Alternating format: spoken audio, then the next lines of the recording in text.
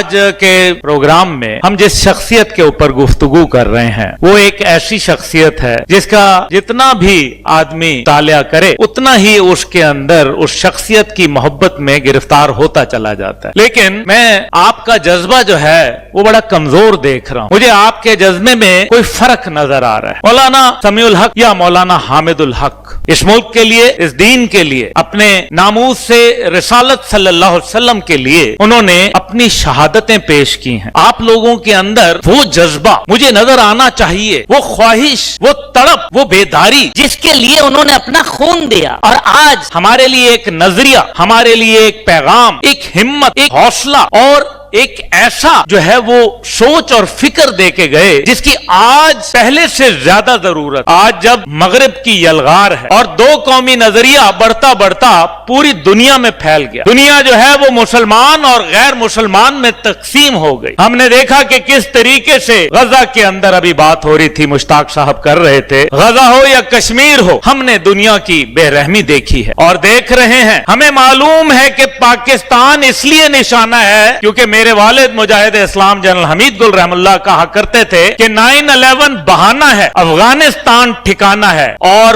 پاکستان اصل نشانہ ہے. کیونکہ پاکستان جو ہے وہ ریاست مدینہ کے نام کے اوپر بننے والا واحد اسلامی ملک ہے. اس کے بعد پاکستان جو ہے وہ نیوکلیئر ریاست بن گیا. لیکن ان سب سے بھی بڑھ کر پاکستان کے اندر شوق شہادت اور جذبہ جہاد بیدار ہو گیا. اور یہ بات جو ہے یہ دنیا کے لیے ایک علام سے زیادہ نہیں، ایک خطرے کی گھنٹی ان کے لیے بج گئی. اور یہ خطرے کی گھنٹی جب بجنا تھی تو اس کے لیے جو آواز اٹھی، چاہے وہ مولانا سمیع الحق کی اٹھی یا مولانا حامد الحق کی اٹھی، ان کو خاموش کرایا گیا. یا میں مولانا کے ساتھ ایک نظریاتی رشتہ رکھتا ہوں. یہ جو بچے بیٹھے ہیں یہ میرے بیٹوں جیسے ہیں. مجھے ابھی ثانی صاحب فرما رہے تھے کہ جناب آپ کا شکریہ، میں ناراض ہوں گا آپ سے، آپ نے مجھے کیوں کہا شکریہ؟ یہ میرا گھر ہے، مولانا میرے والد کی طرح تھے، شکریہ نہیں ہو سکتا، یہ میرا فرض ہے. لیکن آج ہمیں مولانا کے حوالے سے چند چیزوں کا غور کرنا پڑے. مولانا کو شہید کیا گیا، اس کے پیچھے وجوہات یہ تھی کہ مولانا افغانستان اور پاکستان کے درمیان ایک پل کا کردار ادا کر رہے. دنیا نہیں چاہتی کہ یہ پل قائم ہو، کیونکہ دنیا چاہتی ہے کہ مشرق کے اندر انڈیا اور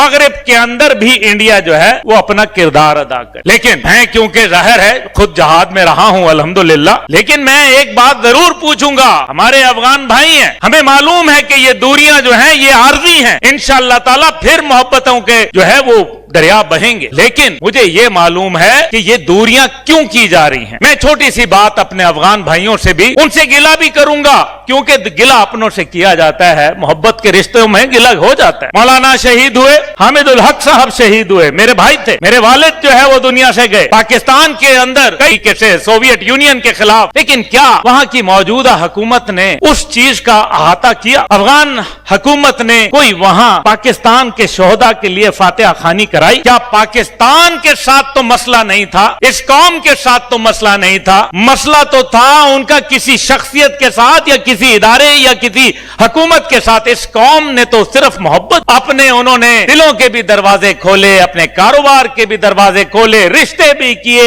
ان کے ساتھ تعلقات بھی پیدا کیے. اس قوم کا تو قصور نہیں. جب کرکٹ میچ ہوتا ہے تو اسٹیڈیم کے اندر آگے اور کرسیاں کیوں اکھاڑی جاتی ہیں؟ یہ کیا وجہ ہے؟ اس کے اندر کردار ادا کرنا ہے. آپ کے اوپر ذمہ داری ہے. آپ جو ہے اس عظیم خون کے چشم و چراغ ہیں جو یہ کردار ادا کر سکتے ہیں. یہ ہمارے درمیان میں دوریاں عارضی ہیں. قائد اعظم رحم اللہ جب دورخم بارڈر گئے تو ایک چین لگی ہوئی تھی، اس کو عبور کر کے قائد نے کہا، افغان سولجر سے ہاتھ ملایا اور کہا کہ یہ تو عارضی ہے ورنہ تم اور ہم تو ایک ہیں. اور اس کے بعد 2642 کلومیٹر لمبا بارڈر، اس کے اوپر سوویت یونین آ کے شکست کھا گیا. 15 اسلامی ریاستیں وہاں 6 اسلامی ریاستیں اور باقی دیگر ریاستیں معرض وجود میں آئیں، لیکن ایک سپاہی لگانے کی ضرورت نہیں پڑی. حاضرین گرامی، ہمیں یہ دیکھنا ہے کہ یہ دہشت گردی جو ہے اس کے پیچھے کہیں نہ کہیں طاغوتی قوتوں کی بو آتی. مجھے یہ بھی معلوم ہے کہ 10 ارب ڈالر کا اسلحہ امریکہ دانستہ چھوڑ کے گیا. وہ اسلحہ ہمارے خلاف استعمال ہوتا ہے. آج خود یونائٹڈ نیشن کی رپورٹ موجود ہے کہ 24 دہشت گرد تنظیمیں جو ہیں افغانستان کے اندر پل رہی ہیں. تو بابا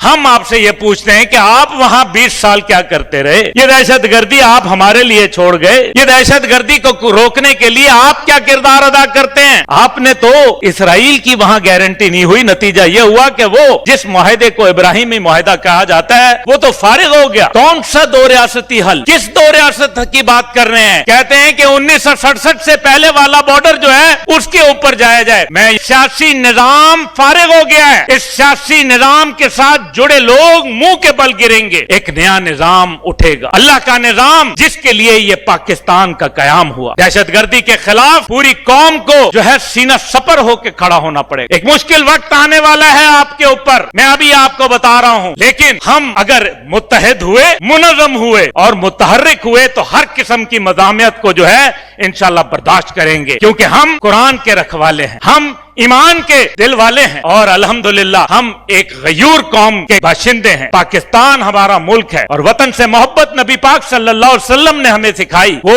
नबी के जिन्होंने जब मक्का की बात हुई तो उनके भी आंखों में आंसू आ गए। उन्होंने कहा कि मुझे अपने वतन की याद आती है। ये पाकिस्तान हमारा मुल्क है, हमें इसकी कदर करनी है। अफगानिस्तान के साथ हम अच्छे ताल्लुकात चाहते हैं, लेकिन हम हरगिज ये नहीं चाहते कि जब मार्का हक हो, पाकिस्तान और कुफार के दरमियान में भारत में जंग हो, तो आप जाके कुफार के साथ खड़े हो जाएं। ऐसा कुरान नहीं कहता, ऐसा अल्लाह नहीं कहता, ऐसा उसका रसूल नहीं कहता, ऐसा दीन नहीं कहता। हकीकत यह है कि इस टाइम पे हमारे भी दिल दुखी हैं, लेकिन इन दुखों को पाटने के लिए जरूरी है कि ये उलमाए हक न किरदार अदा करें। वो जिसको कहते हैं कि मर्दे मोमिन, मर्दे हक, समीउल हक, समीउल हक, वो नजरिया आप लोग बोलते नहीं है यार, लगता है मैं ही बोलता हूं। मर्दे मोमिन, मर्दे हक, मर्दे मोमिन, मर्दे हक।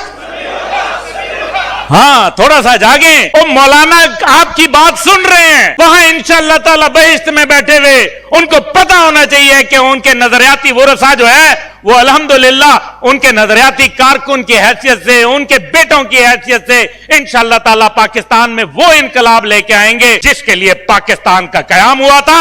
ला इलाहा इल्लल्लाह के सफर को मोहम्मद रसूलुल्लाह का निजाम देना है, यही इंशाअल्लाह ताला पाकिस्तान का मकसद है। मैं आपका शुक्रगुजार हूं और मैं दुआगो हूं मौलाना के वर्षा के लिए। अल्लाह इनको दिन दोगुनी रात चौगनी तरक्की दे। ये यंग लड़के हैं, नौजवान हैं, इनके हाथों में कवाम तीर है, ये मिल्लत के मुकद्दर के सितारे हैं। पाकिस्तान पाइंदाबाद थी। मुश्ताक साहब कर रहे थे, गजा हो या कश्मीर हो, हमने दुनिया की बेरहमी देखी है और देख रहे हैं। हमें मालूम है कि पाकिस्तान इसलिए निशाना है क्योंकि मेरे वालिद मुजाहिद इस्लाम जनरल हमीद गुल रहमुल्लाह कहा करते थे कि 9/11 बहाना है, अफगानिस्तान ठिकाना है और पाकिस्तान असल निशाना है। क्योंकि पाकिस्तान जो है वो रियासत मदीना के नाम के ऊपर बनने वाला वाहिद इस्लामी मुल्क है। उसके बाद पाकिस्तान